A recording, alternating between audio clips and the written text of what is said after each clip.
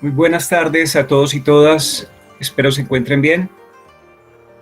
Nos encontramos en otra jornada más, la última, del curso taller Incidencia de la sociedad civil en el logro, en la consecución, en el alcance de los objetivos del desarrollo sostenible en el departamento de Antioquia. Mi nombre es Wilfer Ceballos Betancur, soy el coordinador del observatorio de los ODS del departamento de Antioquia, iniciativa que se ha constituido entre los grupos de investigación Observatos de la Facultad de Educación y Ciencias Sociales del Tecnológico de Antioquia, GIISTA de la Facultad de Ingenierías del Tecnológico de Antioquia, GIS de la Facultad de Ingenierías del Politécnico Colombiano Jaime Sázaca David y la Vicerrectoría de Extensión de la Institución Universitaria de Antioquia, Digital de Antioquia.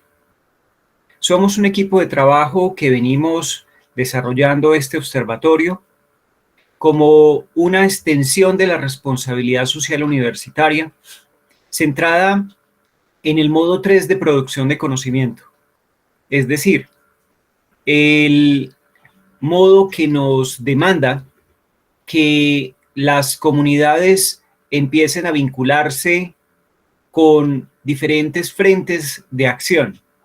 La comunidad académica con el Estado, con la empresa, con las comunidades, a su vez también con los líderes, con los grupos de interés. Y esos líderes y grupos de interés, en especial, aquellos líderes que tienen que ver con lo ambiental. De ahí que ese modo 3 de producción de conocimiento, hoy en día tengo una asociación muy cercana con lo que en Colombia se ha conocido desde hace mucho tiempo como la relación universidad-empresa-estado, también teóricamente conocido como la triple hélice. Hoy en día ese concepto se ha ampliado y se ha hablado ya de la cuádruple hélice y de la quíntuple hélice, es decir, integrar múltiples actores como redes asociativas para la consecución de objetivos. Sabemos que este objetivo del desarrollo sostenible, este objetivo de lograr un propósito común, una agenda compartida en la que todos estamos convencidos, es absolutamente importante, es vital precisamente para nuestro futuro común compartido, como planteaba el informe de Brundtland en 1987. Bien, hoy les agradezco a todos y todas su presencia. Tenemos un invitado muy especial, pero también están algunos compañeros del Observatorio de los ODS, con los cuales vamos también a discutir sobre el ODS 16 y el ODS 17. Y para entrar un poco en esa descripción de qué es el ODS 16 y qué es el ODS 17, les quiero presentar en este momento una forma de describir precisamente lo que se espera que el ODS 16 y el ODS 17 están buscando. Entonces, enseguida vamos a hablar de eso, pero les voy a hacer una pequeña reflexión sobre esto. El ODS 16 del grupo PAS, que es un solo ODS según las clasificaciones que hemos tratado de analizar. ¿Cómo se mide el ODS? Se mide mediante la reducción significativa de todas las formas de violencia y las correspondientes tasas de mortalidad. La finalización del maltrato, explotación, trata y todas las formas de violencia y tortura contra los niños. La promoción del Estado de Derecho en los planos nacional e internacional. La garantía a la igualdad de acceso a la justicia para todos.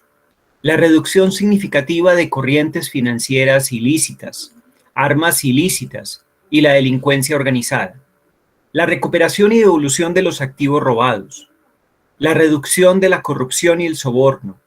la creación y fortalecimiento de instituciones eficaces y transparentes, la adopción de decisiones inclusivas, participativas y representativas, el fortalecimiento de la gobernanza mundial, el acceso a una identidad jurídica para todos y todas, y el acceso público a la información y la promoción y la protección de las libertades fundamentales.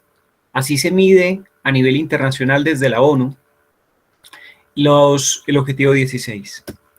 El objetivo 17, en el grupo denominado Alianza, que se denomina Revitalizar la Alianza Mundial para el Desarrollo Sostenible, se mide mediante unas dimensiones en particular. La primera, finanzas.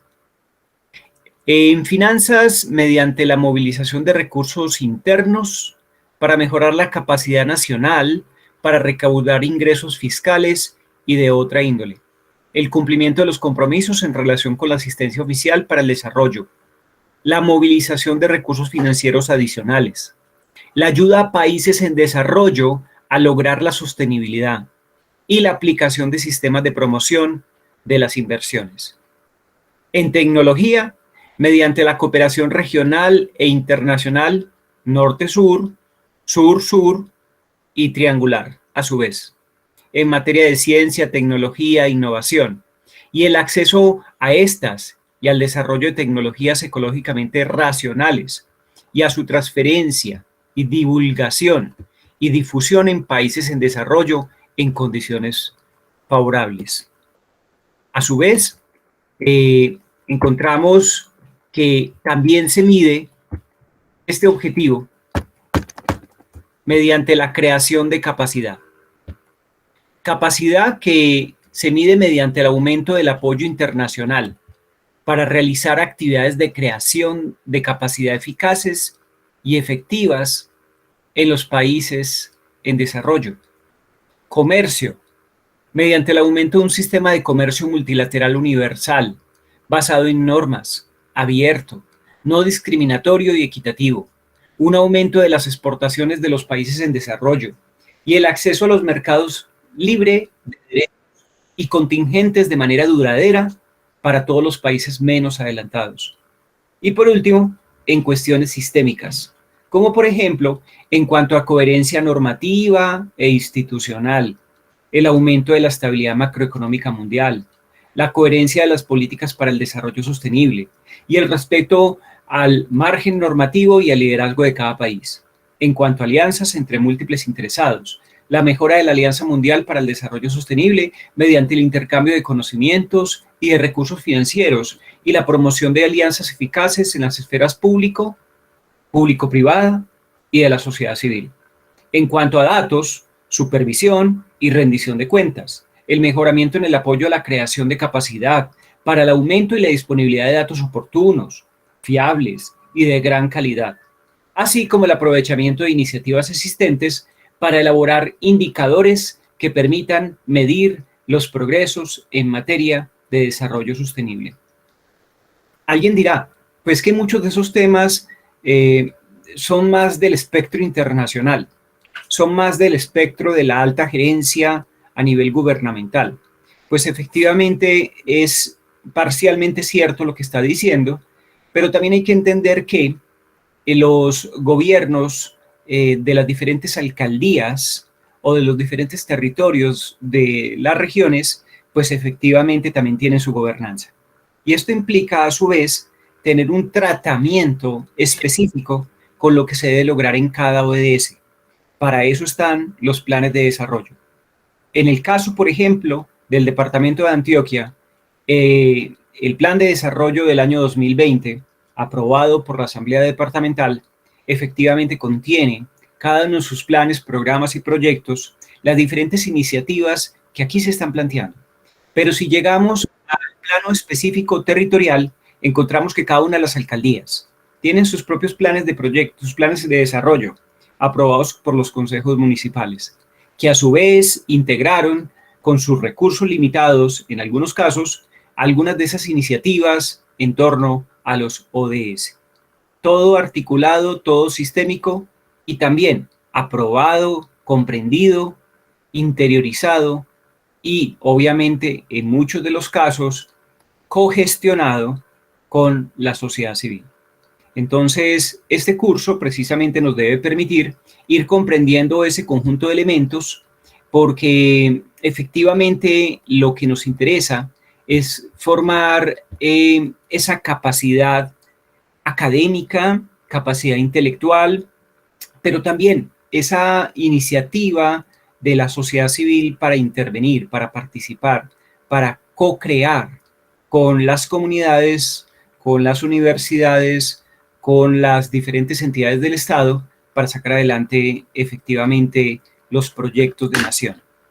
Muy bien, entonces hoy vamos a hablar, nuevamente lo digo, del ODS 16 y el ODS 17. Ante eso, no sé, saludo por acá, Juan Felipe. Buenas tardes, ¿cómo estás? Hola Wilfer, buenas tardes para ti, para todos los presentes y las presentes. Un gusto saludarles y dar continuidad pues al curso que termina el día de hoy con el abordaje de este ODS 16, Paz, Paz, Justicia e Instituciones Sólidas, y el 17 relacionado con las alianzas que permitan alcanzar el logro pues, de los 17 ODS. Este objetivo 17, siempre hemos dicho a lo largo de este curso que todos los objetivos están relacionados, que el poder alcanzar uno de esos objetivos está relacionado con el poder alcanzar otro, y digamos que en particular el 17 es el que mejor refleja esa articulación de los diferentes ODS en la medida en que se refiere a las alianzas que nos permitan alcanzar los 16 objetivos anteriores. Entonces este partnership, como se denomina en inglés, es el que da forma a las 5P de los ODS. Entonces un gusto pues acompañarles en esta última sesión. Muy bien, también saludo a mi compañero Héctor Mario Campo. ¿Cómo estás, Héctor? Buenas tardes, profe Wilfer. Pues muy bien, muchas gracias. También complacido de poder participar en esta última sesión, la última, que como han dicho mis contertulios antecedentes, pues ya saben ustedes cuáles son los indicadores, el relato que trae cada uno de estos objetivos de desarrollo sostenible por parte de la Comisión de Estadística de la ONU. Yo pues destacaría, así para empezar, el tema... Ven, termino de saludar, hago un recorrido saludando y vamos a entrar en el tema. Y ya enseguida entonces entramos en el tema. Bueno. Mi querida compañera Gladys Vázquez, ¿cómo está? Muy buenas tardes, gracias a todos por la asistencia, gracias a Daniel Bustamante, a Daniel Esteban Núñez, a Mario, que están ahí juiciosos, pues pendientes de terminar el taller. Bienvenidos para todos y que sea muy fructífero este y los que vienen. Perfecto, y sobre todo, Gladys, que los que vienen son muy valiosos porque lo que nos interesa es que el observatorio sea conocido en todo el departamento, pero no solamente conocido, que sea usado, y eso significa que efectivamente lo retroalimentemos con datos, pero que también lo enriquezcamos con formas de soñarnos precisamente los ODS en el territorio de Antioquia, o sea que es maleable de acuerdo a las posibilidades que tengamos con él. Ahora sí, saludemos al invitado especial del día de hoy. Creo que no se me pasa en este momento alguien, y me disculpan si se me pasó alguien, porque de todas formas ese es el problema. Cada vez que uno va a saludar a uno, a dos, a tres, se le pasa a uno fácilmente varios compañeros. Pero en este caso vamos a saludar a Wilson Quintero, se encuentra con nosotros, ya lo vi prendiendo la cámara. Wilson, ¿cómo estás? Bien, profe Wilfer, y buenas tardes a todos y todas. ¿Cómo están ustedes? Muy bien también, Wilson, muy bien. Entonces voy a presentar a Wilson, es nuestro invitado especial para la conversa que tenemos a continuación, conversa que es muy interesante y que las hemos estado añorando toda la semana, y muy seguro Mario me ha insistido mucho, Héctor Mario, sobre la importancia de esta conversa para poder discutir muchos elementos sobre cómo soñarnos el observatorio, pero sobre todo cómo pensar el tema de los ODS, que no sea exclusivamente desde lo ambiental, sino que sea algo más sistémico. Entonces, para presentar a Wilson, lo diré de forma breve, es comunicador social periodista de la Universidad de Antioquia, especialista en Derecho Internacional Público y Relaciones Internacionales, magíster en Cooperación Internacional Descentralizada, Paz y Desarrollo, PhD, doctor en Cooperación Internacional y Conflictos de la Universidad del País Vasco, ha sido cooperante internacional de la ONU, oficial de comunicaciones y proyectos en el Fondo de Población de las Naciones Unidas en Panamá y consultor de proyectos sociales de cooperación en España y Centroamérica, en UNICIDA, el Programa de las Naciones Unidas para el Desarrollo y OCHA. Es docente universitario del TDA y de la Pontificia Universidad Javeriana de Cali en la especialización de Cultura de Paz y Derecho Internacional Humanitario, y ha sido profesor de universidades en la Universidad del País Vasco, Universidad de Medellín, la Escuela Superior de Administración Pública, la Universidad Santo Tomás, y fue entre los años 2020 y 2022 el director de Derechos Humanos del municipio de Bello y actualmente es el coordinador de trabajo social del Tecnológico de Antioquia. Bienvenido, Wilson. Gracias, profe Wilfer, y a todas las personas que estamos aquí conectados con este tema tan interesante que yo creo que nos convoca, pues no solamente porque todavía nos faltan algunos años de la Agenda 2030, sino que es un tema pertinente y que la academia evidentemente debería estar ahí. Muchas gracias, Wilfer, por la presentación y es muy grato estar aquí y aceptar esta invitación. Muy bien. Wilson, Héctor, Juan Felipe, Gladys, demás compañeros, hay un tema aquí bien interesante sobre la paz. En sí misma, hemos leído textos muy valiosos que nos revelan que la paz no es la ausencia de conflicto, que el conflicto precisamente es parte precisamente de la existencia humana.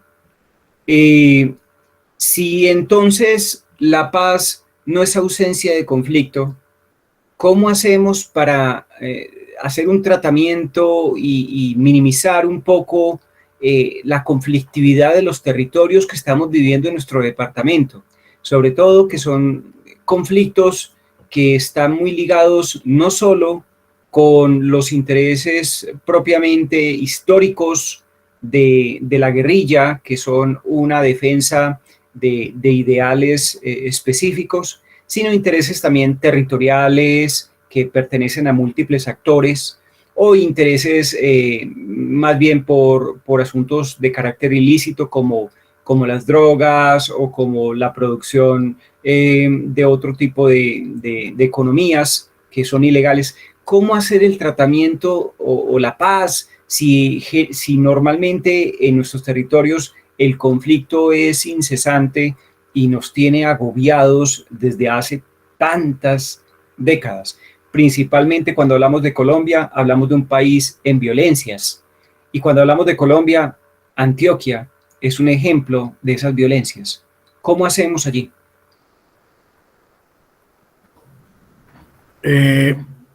Yo creo, Wilfer, que tú haces un brevísimo recuento y si fuéramos a hablar de las implicaciones que ha tenido el conflicto armado colombiano en nuestro desarrollo, pues son inmensas y en la región antioqueña y en todo el país, con las diferencias que existen también y esas desigualdades territoriales que tenemos y la guerra no solamente se ha centrado en lo que el profesor Galton alguna vez nos decía, que esos odios que se hacen regionales y territoriales en el mundo por la lucha de los recursos, sino que también ha escalado muchas veces muy cerca de las fronteras de las ciudades nuestras.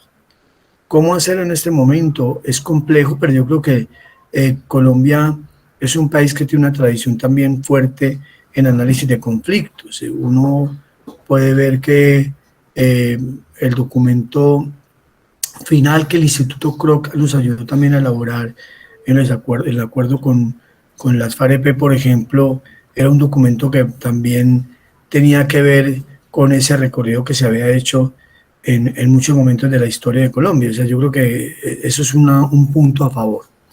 Y las agendas de desarrollo, pues es fundamental el tema de la paz. Y siempre yo creo que lo ha sido. Yo creo que los que en la generación del 90 pensábamos cómo, cuando recibimos de los violentólogos, que eran los famosos investigadores de la paz que había en ese momento, cuando el profesor Jesús Antonio Bejarano, que también fue lamentablemente víctima del conflicto, había ya logrado una agenda para la paz y cómo hacer esa agenda un poco institucionalizarla, pero hacerla muy amplia, que posiblemente la lectura propia de esas tesis le haya costado un poco la estigmatización de los actores armados.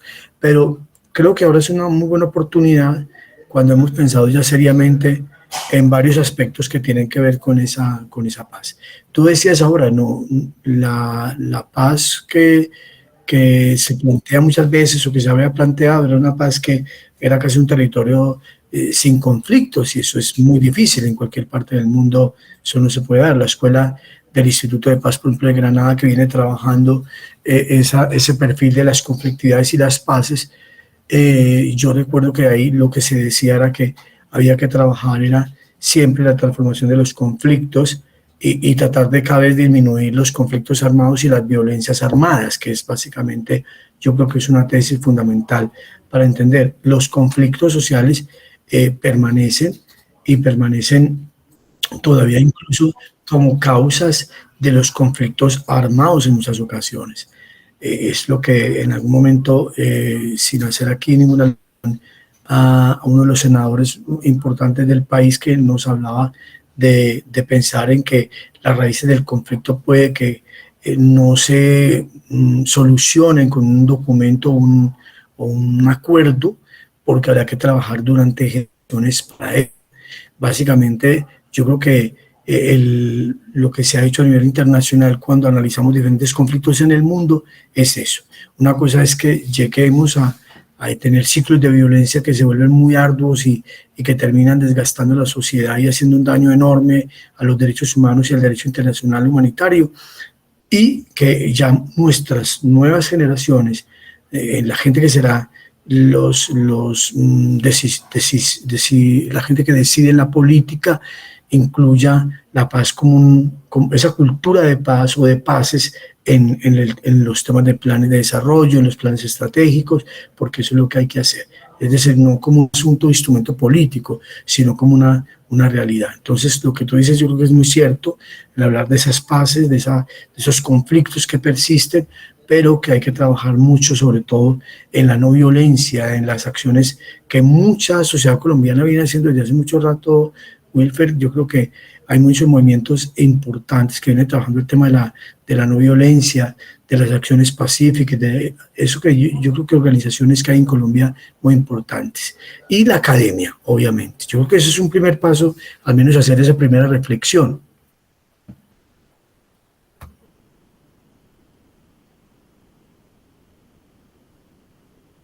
Wilfer, no te escuchamos. Sí, ya. Precisamente te hemos invitado a ti y también hemos invitado a otra compañera muy especial para nosotros, que es Ángela Velázquez. Y Ángela, ¿cómo estás?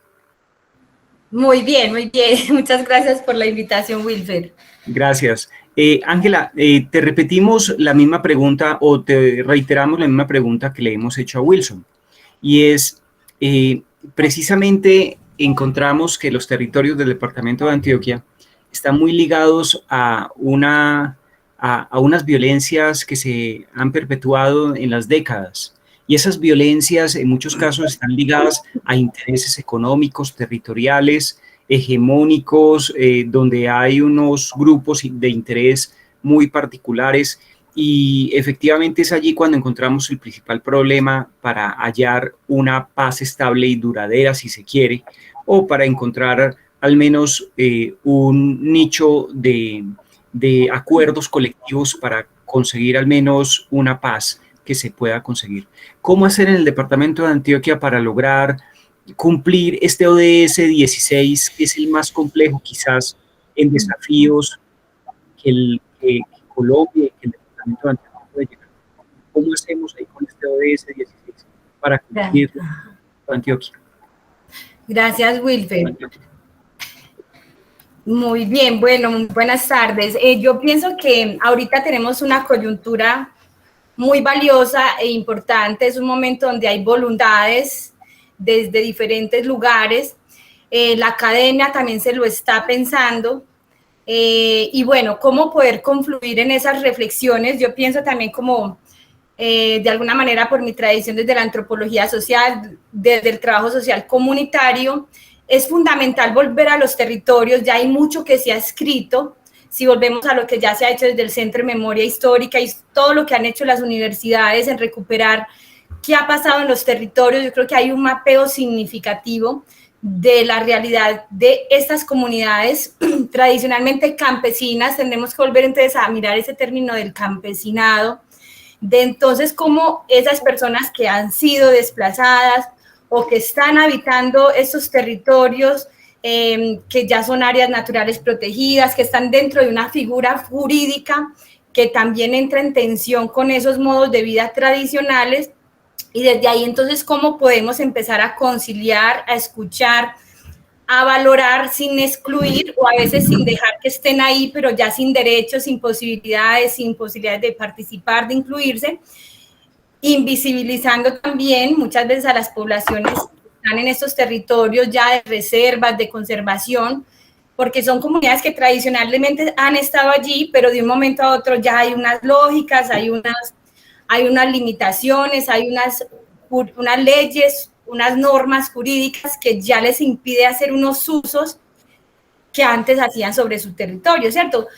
Tomar la madera, por ejemplo, las plantas medicinales, y cómo entonces se les empieza a hacer una regulación que también ellos quedan como en un momento de nulidad, de dónde estamos, qué hacemos, ¿cierto? ¿Qué podemos o no hacer?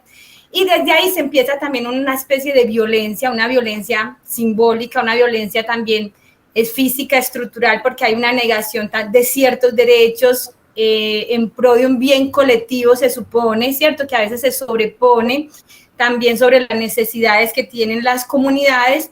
Y bueno, entonces desde ahí hay que poner a conversar necesariamente la academia, qué pasa ya en las comunidades desde la etnografía, desde esos ejercicios de observación, qué quiere la gente. A veces los técnicos, los funcionarios, los profesionales, los ingenieros, hay una visión también muy funcional de, bueno, es la tarea, lo que me mandaron, y pocas veces escuchamos atentamente lo que quieren las poblaciones. Eso también es una forma de violencia, ¿cierto? Imponer a veces verticalmente esas directrices, esas normativas, y a veces es necesario también ese profesional bisagra que esté ahí tejiendo, que esté ahí escuchando, que esté ahí bajando a veces el tecnicismo el vocabulario, y poder entonces empezar a escuchar. Yo creo que es el primer paso para generar construcción y procesos de paz, es escuchar realmente lo que está tejiendo, lo que la comunidad ha tejido, lo que quiere ahorita y cómo se proyecta en un futuro también, desde esas figuras que tenemos conservacionistas. Entonces también cómo poder no excluir, sino poner a dialogar esas otras tradiciones que han estado en el territorio. Entonces yo creo que es como un punto de partida significativo. Y bueno, entonces ahí también poner una escucha activa a las denuncias que hacen las comunidades, a las vías de hecho, a los encuentros comunitarios que se están haciendo. Las comunidades se van organizando a pesar de la complejidad, a pesar del riesgo, van generando unas redes, un voz a voz, y eso es necesario visibilizarlo, tenerlo en cuenta y ponerlo sobre la mesa como un punto pues de partida.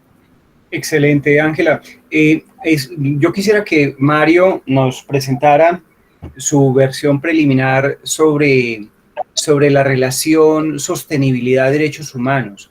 Quizás la pregunta, Héctor Mario, es similar a los anteriores compañeros, Wilson y Ángela.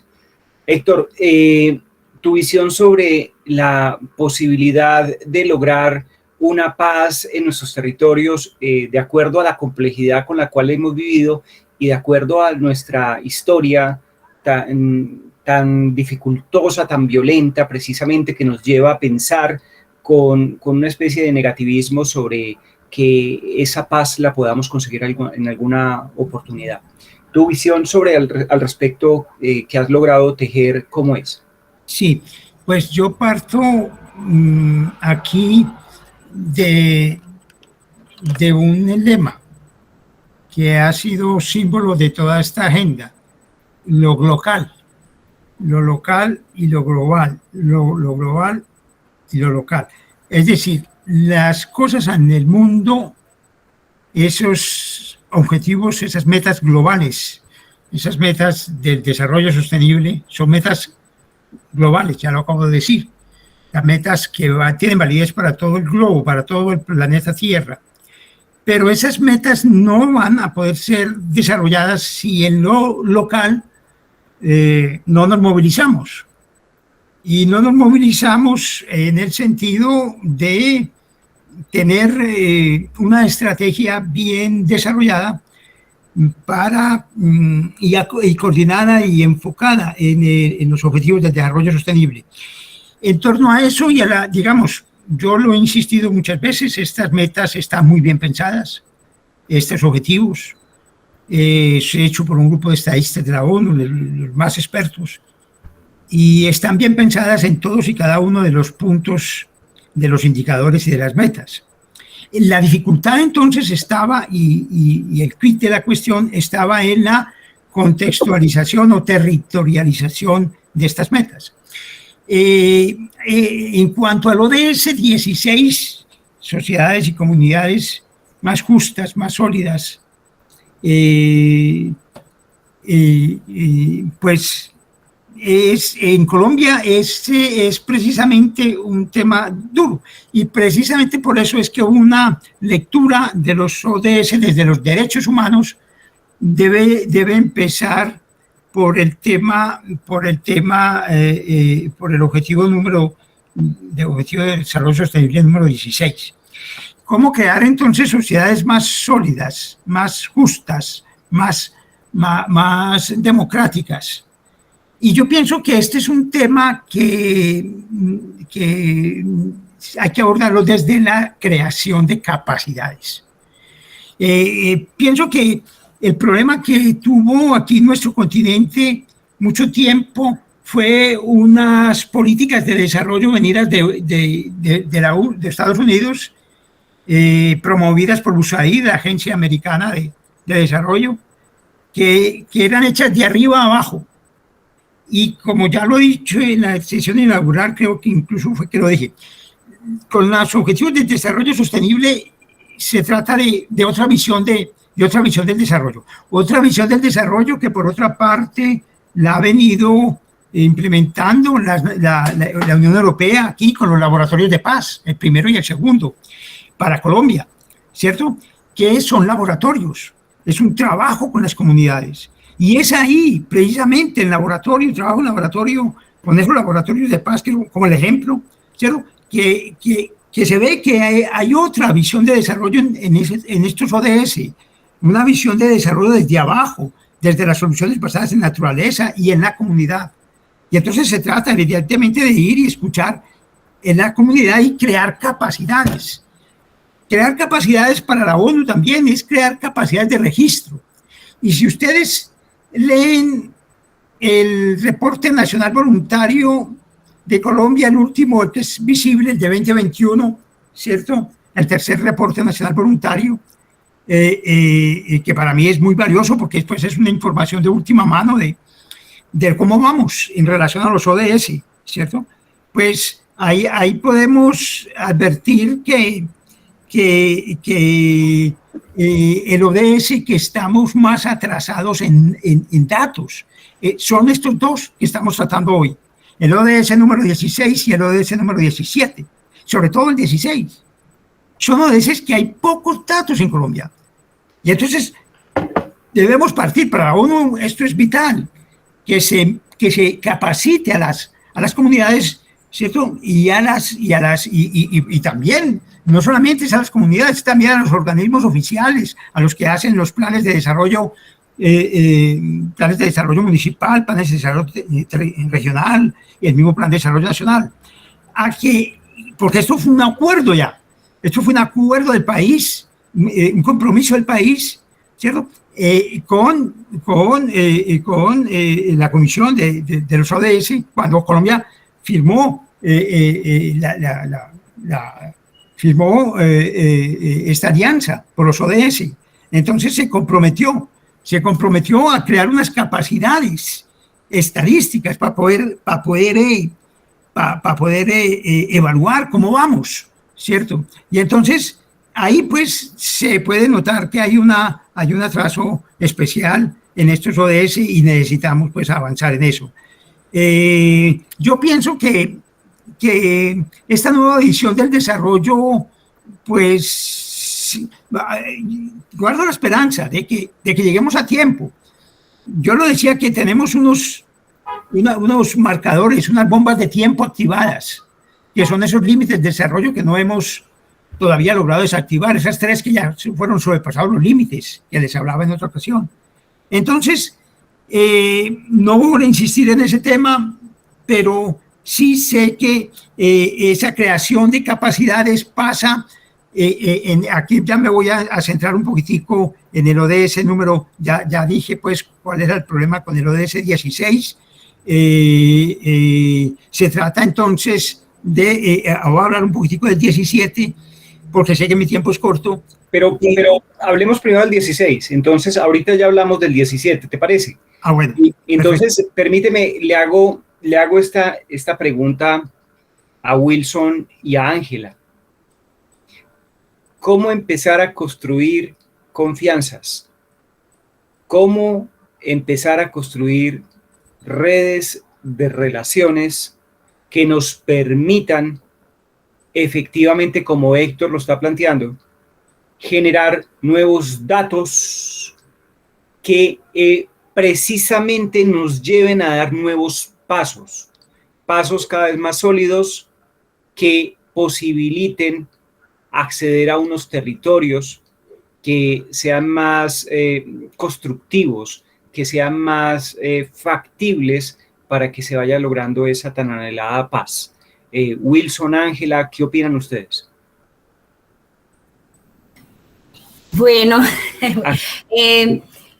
bueno, yo creo que ya las comunidades en sí ya han construido muchos procesos, son procesos que muchas veces han sido cooptados también, porque pues generalmente a pesar, pues a los diferentes poderes que están en los territorios no les favorece estas cohesiones, y en muchos sentidos se ha ido cooptando, desestructurando, y obviamente toca generar procesos de recuperar confianza. ¿Y cómo hacerlo?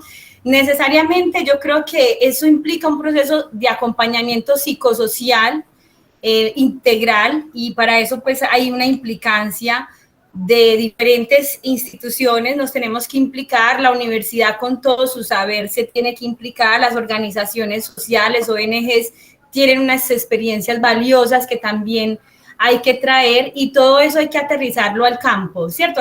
Es decir, al trabajo de campo. Hay que bajarnos, hay que llegar, hay que generar esos espacios de escucha desde la mediación, porque las comunidades hay resentimientos, hay miedos, hay incertidumbres, hay desconfianza de si puedo hablar o no con mi vecino al lado, con la misma familia al lado, porque se ha también fracturado. Y pues esos son ejercicios, eso es un proceso que va a llevar tiempo. Recuperar esas confianzas requiere una presencia permanente de la institucionalidad pública, sobre todo de la universitaria también. Y bueno, entonces yo creo que lo básico es, ya los líderes sociales, los líderes comunitarios que hay tienen mucha experiencia allí. Yo creo que ellos necesitan sentirse acompañados, respaldados, escuchados, porque ahí ya hay unas capacidades instaladas, hay unas fortalezas de estas personas, de estos grupos colectivos de mujeres, colectivas que están allí, pero seguramente muchas dejaron de trabajar según lo que uno va escuchando en territorios.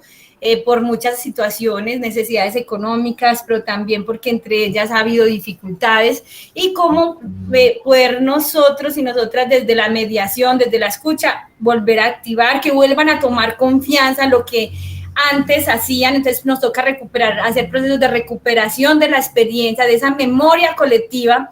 Ellas tienen y saben lo que hicieron, tienen fotos, tienen las narrativas. ¿Cómo volvemos a reconstruir esas narrativas para que ellas se vuelvan a reencontrar con ellos, cierto? Fuimos capaces, antes lo hacíamos, mire todo lo que podíamos movilizar en el territorio, y desde ahí entonces también ellas van posicionando la confianza y se van volviendo a tejer. Y para eso hay muchas estrategias. Muchas dicen, no, nos sentamos a tejer y en el tejido vamos hablando, nos vamos escuchando, nos vamos perdonando, y en fin, infinidad de estrategias que podemos trabajar con las comunidades, acompañándolas en lo que ellas ya saben hacer también, un poco por ahí. Sí, Wilson, la misma pregunta. ¿Cómo construir esas nuevas redes de confianza?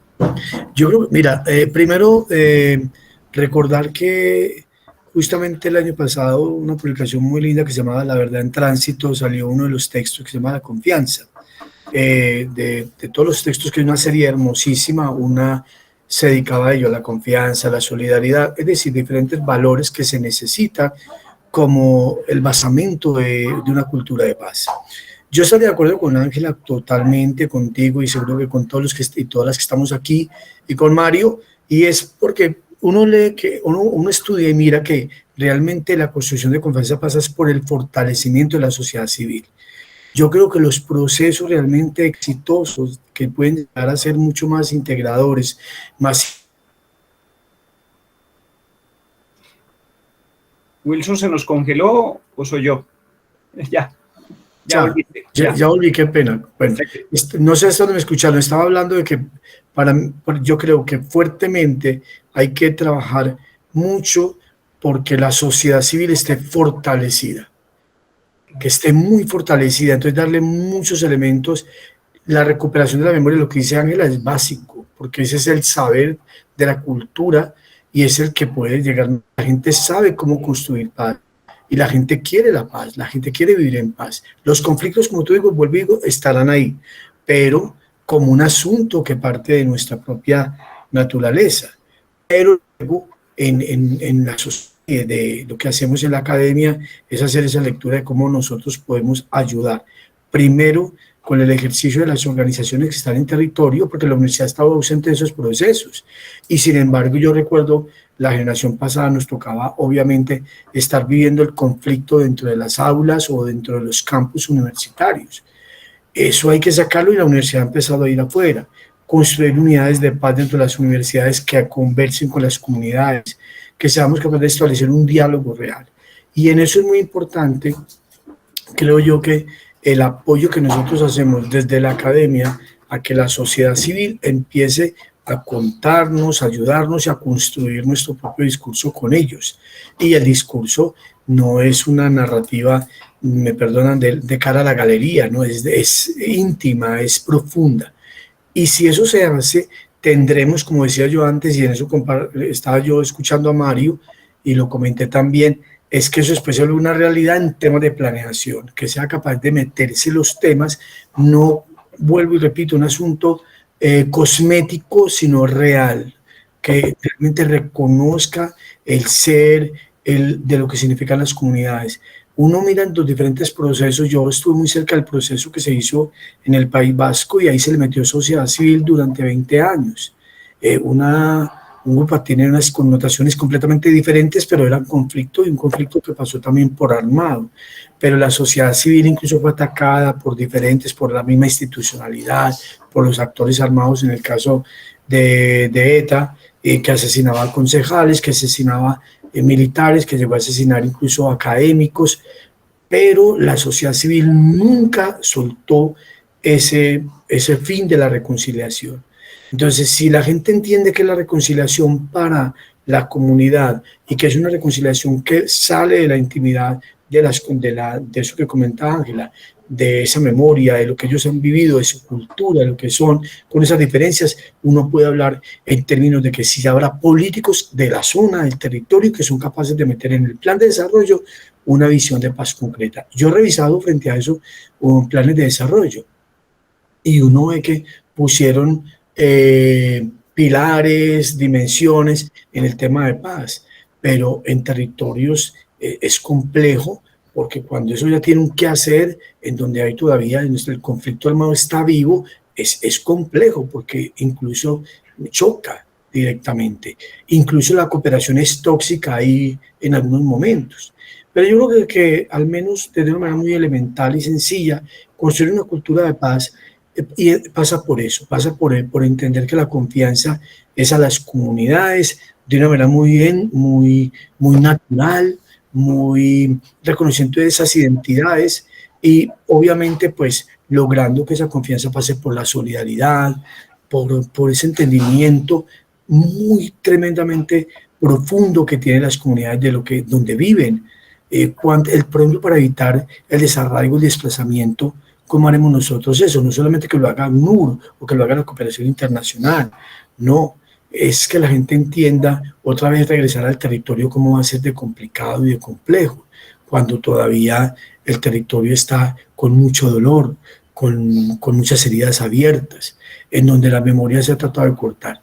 Entonces yo creo que, vuelvo y repito, para mí el primer punto sería fortalecer la sociedad civil en todos los niveles, en lo que llamamos cooperación multiactor, que cómo aparecen esos actores nuevos en el territorio que deben tener los elementos y que nosotros no nos sentamos que somos los que llegamos y con el conocimiento ahí, nosotros vamos a aprender. Yo creo que la confianza es un asunto muy elemental, pues es decir, lo que acabo de decir, del tema del fortalecimiento de la sociedad civil y que ayuda mucho a eso.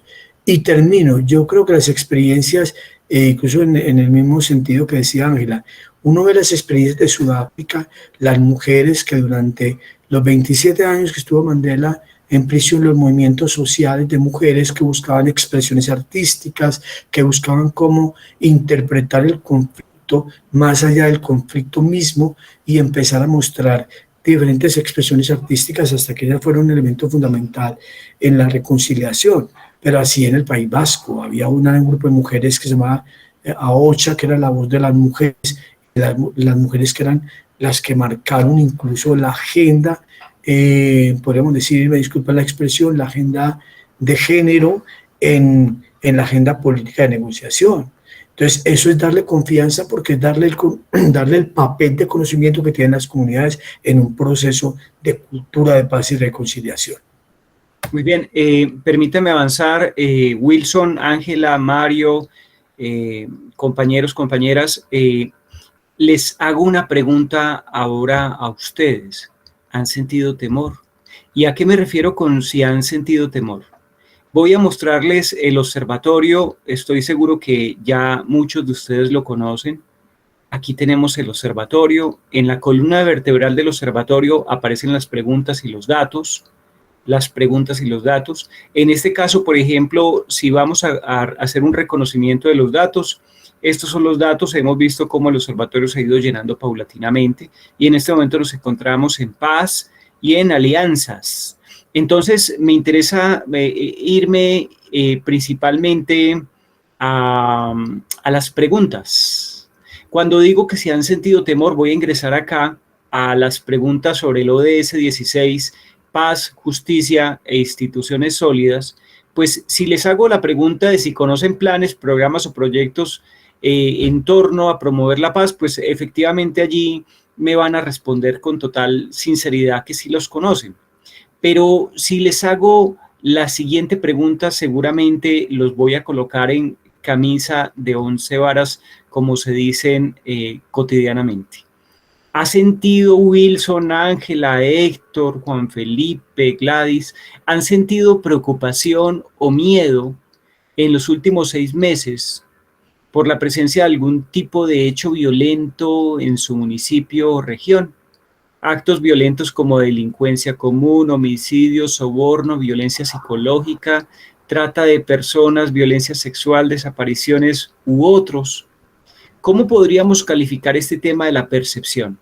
la percepción es válido, es decir, ese ha sido un tema de discusión inclusive a nivel nacional. En Bogotá es un tema constante de discusión, si la percepción es un buen indicador para medir los asuntos de la violencia, o si por el contrario, la percepción del ciudadano en muchos casos no es tan relevante como si los hechos puntuales que ocurren cotidianamente en los territorios.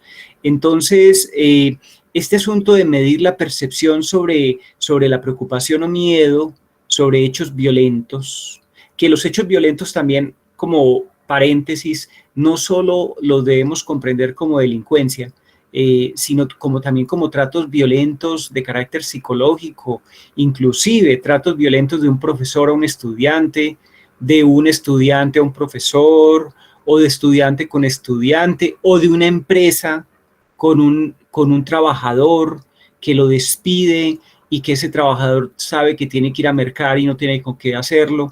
Ese tipo de hechos violentos también podríamos entenderlos en esta lógica, pero la percepción es susceptible, es posible de que nos arroje una información fidedigna sobre la violencia, o por el contrario son los hechos lo que nos pueden arrojar alguna información fidedigna sobre la violencia. ¿Qué opina Wilson? ¿Qué opina en este caso Ángela o Héctor?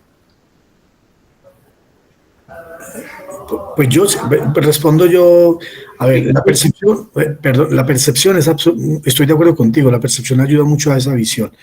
Y voy a contar simplemente rápidamente, claro que yo he sentido la pregunta, si he sentido, si he tenido percepción, evidentemente el miedo es un asunto que permanece constantemente en lo urbano y en lo rural en nuestros conflictos. Yo que fui el director de Derechos Humanos del municipio de Bello en 2 años y un poco más, pues evidentemente lo sentía. De hecho, el asesinato a lideresas en algunas regiones que yo me tocaba hacer un trabajo de protección de derechos humanos a líderes y líderes en diferentes comunas del municipio de Bello, pues se siente mucho. Y es más, de hecho, yo tenía una crítica muy fuerte a la 1448, a la ley de víctimas, y es porque la violencia urbana y rural en Colombia han ido cogiendo, se han transformado. Incluso necesitaremos ver los desplazamientos internos que hay en la llamada violencia urbana como una nueva arista que necesitamos jurídicamente hacer esa protección. Si bien los protegíamos, pero muchas veces un desplazamiento intraurbano, que es un acto violento muy fuerte en lo rural, también constituye un acto muy fuerte en lo urbano, esa violencia. Entonces, la percepción mía es evidentemente muy clara frente a eso. Yo mismo llegué a sentir en algunos territorios, de hecho creo que por eso volví a la academia, y dejar un poco como en stand-by eso, por la misma protección de la vida.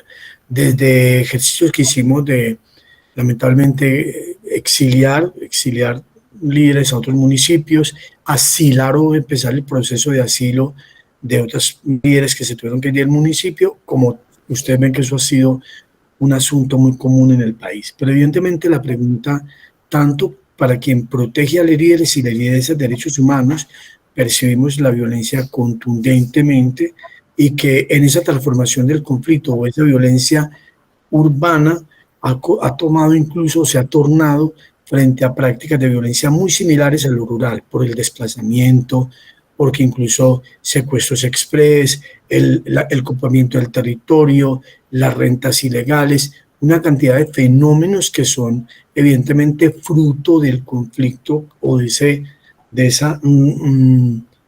un nuevo ciclo de la violencia en Colombia, tanto en lo rural, pero sintiendo en lo urbano. Comunidades muy afectadas, sobre todo en las periferias, son visiblemente afectadas por esa violencia. Entonces mi percepción es completamente afirmativa. Yo he visto la violencia, la he sentido, y obviamente pues los recursos que el Estado me da o que me ha dado para proteger líderes y lideresas lo hice. Y frente a la violencia, ya en este otro rol que tengo, pues sí creo que puede haber también, creo que la atención en los pequeños conflictos cotidianos, que es un asunto que pronto Ángela lo comentaba así un poco sin entrar en profundidad, pero cuando uno encuentra que esos conflictos también de lo cotidiano empiezan a escalar y se convierten en un asunto, en un segmento importante de esas violencias que ejercemos y que las volvemos casi, como el nombre lo dice, cotidianas, y pareciera que no fueran tan contundentes y que no tuvieran un impacto, pero resulta que eso, la suma de ello y el volumen, haciéndolo desde la función pública o desde el mismo rol, esos conflictos van enturbiando las relaciones y hacen que la percepción aumente sobre actos violentos. Es más o menos mi respuesta. Muy bien. Héctor, me interesa mucho también tu respuesta.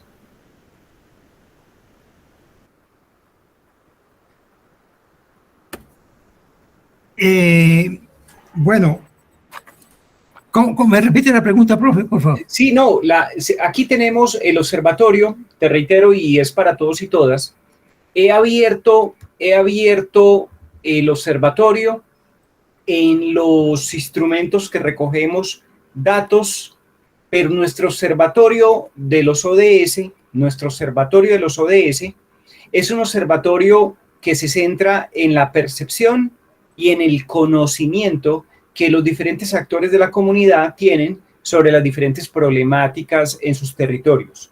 Sí. Nosotros tenemos una pregunta por aquí que es clave en el ODS 16, que es paz, justicia e instituciones sólidas. Si le hacemos varias preguntas a las comunidades que hacen parte de los territorios del departamento, pero le hacemos una pregunta muy interesante, que si ha sentido preocupación o miedo en los últimos 6 meses por la presencia de algún tipo de hecho violento en su municipio o su región. Nosotros trabajamos, el Observatorio de los ODS de Antioquia trabaja en torno a la percepción. ¿Es significativo trabajar la percepción? ¿Es valioso trabajar la percepción? ¿O es más significativo quizás basarnos en hechos concretos sobre, por ejemplo, en este caso, en este ejemplo, los hechos violentos? Sí, pues yo pienso que es muy válido recoger el tema de la percepción para no quedarnos en los meros datos, no quedarnos en una visión precisamente muy positivista y muy acartonada del ejercicio de derechos humanos. Entonces, y cada vez más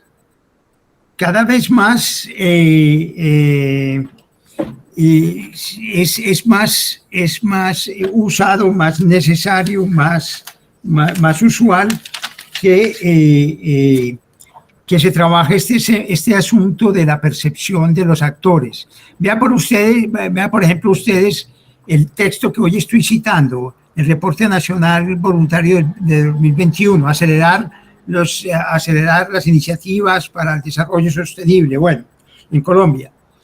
Hecho pues por la Comisión de ODS, el Departamento Nacional de Planeación, etcétera. Pues allí se habla de un barómetro. Y barómetro es eso. El barómetro es tomar de 2 herramientas, del barómetro y de la bitácora, ¿cierto? En el barómetro se recoge el sentir y pensar, diría Maturana y Varela, de las personas, ¿cierto? Porque es que hay un tema muy importante. Si no consultamos a las personas, ¿cierto? Entonces no va a haber empoderamiento. Y sin empoderamiento de los planes, programas, proyectos, ¿sí? No hay entonces apropiación, no hay legalidad. Entonces, este es un tema precisamente de recuperar la confianza que ustedes hablaban ahorita, la confianza, la legalidad. Y yo, incluso tirando un poco más de esta idea, del hilo de la idea, me atrevo a decir que es fundamental, pues, de lo que se trata es, en últimas, de propiciar a partir de esta agenda y del proceso de apropiación de la misma un nuevo pacto social. Hasta allá podemos llegar si involucramos más los actores, si recogemos más su sentir y demostramos con instrumentos que estamos recogiendo su parecer y que estamos tratando de crear política pública alrededor de ese sentir parecer de los actores. Entonces eso es fundamental para crear unidades, sociedades más cohesionadas. Si recuperamos la confianza, entonces vamos a tener sociedades más pacíficas, ¿cierto? Porque la gente va a estar menos rebelde, menos encrispada con sus gobernantes. Entonces se va a recuperar la confianza. Al recuperarse la confianza se recupera la seguridad. Al recuperarse la seguridad se recupera la solidez de las instituciones. Y entonces vamos a tener unas sociedades más justas, más ordenadas, más pacíficas. Y eso es lo que plantea la ODS 16. ¿Cómo creamos sociedades más justas, más pacíficas, más cohesionadas? Parte del criterio de que necesitamos reforzar la institucionalidad, pero la institucionalidad no se refuerza diciéndole a la gente lo bonitas que son las políticas, sino involucrándolas, empoderándolas, y se empoderan a través, precisamente la encuesta es un factor fundamental, como un mecanismo de recolección de barómetro de la opinión pública, medir la temperatura de la opinión. Eso es fundamental para que la gente se sienta atendida, escuchada. ¿De acuerdo? Perfecto. Profesora Ángela, su percepción sobre esta pregunta. ¿Es la percepción tan poderosa como el dato? Sí, es que yo pienso que la percepción parte de la empiria también, de lo empírico. Yo percibo algo, pero lo percibo a través de lo que escucho, de lo que veo, de lo que siento. Entonces, de lo que veo, entonces necesariamente la percepción no nos pone en algo abstracto, sino que también nos aterriza desde esa cotidianidad, desde ese sentir, desde esa vivencia. Entonces, creo que es una manera pertinente de entrar para que las personas se ubiquen su realidad, ubiquen su experiencia. Yo pienso que un hecho que pues vivido, yo ahorita estoy habitando el municipio de Heliconia, y allá la gente dice, no, aquí no pasa nada, todo es muy tranquilo, y bueno, y uno desde la ciudad como que a veces no percibe como citadino lo que realmente pasa en los territorios, y me sorprendió mucho cuando fue el paro armado o el plan pistola, cuando todos esos territorios se movieron, se generaron unas dinámicas, unos miedos, unos no desplazamientos, unos bloqueos, y hay uno como que dice, ay, pues cierto, hay una circunstancia de legalidad y de ilegalidad, lo legal y lo informal, lo legal y lo ilegal perviven en los territorios, lo que decía ahorita Mario es muy real, pues cómo recuperar confianza cuando hay una imbricación entre diferentes actores y que no ofrecen una seguridad, o hay una inseguridad también, una inseguridad que favorece, porque es otra manera en estos territorios al margen del Estado, donde hay poca presencia estatal, también son lugares propicios para múltiples economías. Entonces, en Heliconia uno empieza pues apenas como a mirar, a entender, es un municipio al margen del Estado porque tiene muchas necesidades insatisfechas de las mismas pobladores y demás, y cómo se mueven en esos territorios esas micropoderes de relaciones muy complejas entre esos ámbitos, y bueno, entonces sí se vive, y me parece pertinente esa entrada de las percepciones. Muy bien, a todos y todas, y el profesor Ángela, le invito a que me acompañen en este momento a una aventura.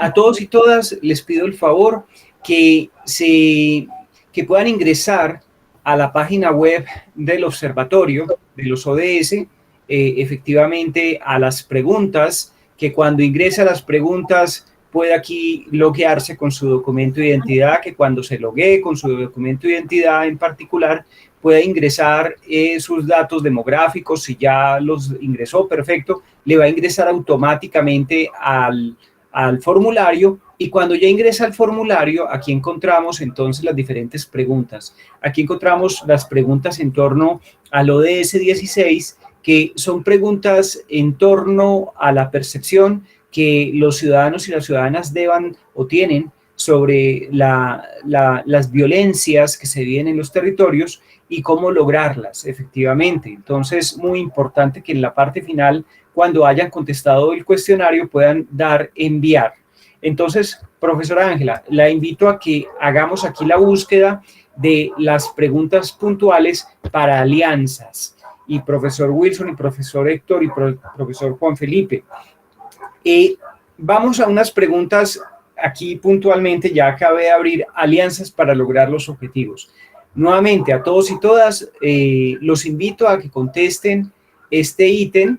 Es el taller que efectivamente nos va a permitir certificarnos en este curso taller y efectivamente nos permite pues dimensionar un poco sobre la percepción que los actores tienen en sus territorios sobre las problemáticas de los respectivos ODS. Muy bien. Profesora Ángela, yo sé que usted viene haciendo un trabajo muy interesante en los territorios, un trabajo de carácter colaborativo. ¿Por qué es importante hacer trabajos colaborativos en los territorios, precisamente pensando en los actores y en el fortalecimiento de sus capacidades? Bueno, yo pienso que ahorita las universidades tenemos una obligación y es una extensión solidaria, a pesar de que se ha ido mercantilizando esa extensión. Pienso que hay unos saberes de acá de la academia, pero que también se van quedando estáticos cuando no hay una interacción real con esos espacios, esos entornos, esos contextos. Y desde ahí, pues, tenemos que generar esas interconexiones, esas comunicaciones, porque los estudiantes necesitan entender las realidades en sus propios contextos y de alguna manera son los que van dinamizando, reactivando, vivenciando y potenciando estas riquezas en ambos ámbitos, en la academia y también en las comunidades. Entonces yo creo que yo insisto, pues, como la responsabilidad social que tenemos y pues que hay que seguir fortaleciendo, porque pues como docentes desde trabajo social, desde nuestras profesiones también, desde que tienen un compromiso ético, político muy fuerte, pues tenemos también que involucrarnos y cuando no lo hacemos, como en la primera pregunta, de participa usted o su familia en algún grupo. Bueno, digo, estoy en la academia, pues no sé si es un grupo o organización, no sé si lo podría asumir de esa manera, pero siento que tendría, o en mi caso tendría que trascender un poco más. Yo vivo en el municipio de Itagüí, a veces me pienso pues cómo me estoy o no involucrando con estos espacios municipales también, ¿cierto? De construcción y de desarrollo. Wilson, el otro día nos invitaste a una reunión con un delegado de la USAID. Esta reunión a la que nos invitaste la consideramos de altísimo valor, puesto que Héctor ahorita mencionaba el tema de lo local, cómo nosotros desde lo local podemos pensarnos globalmente y desde lo global poder mirar lo local y poder trabajar articuladamente.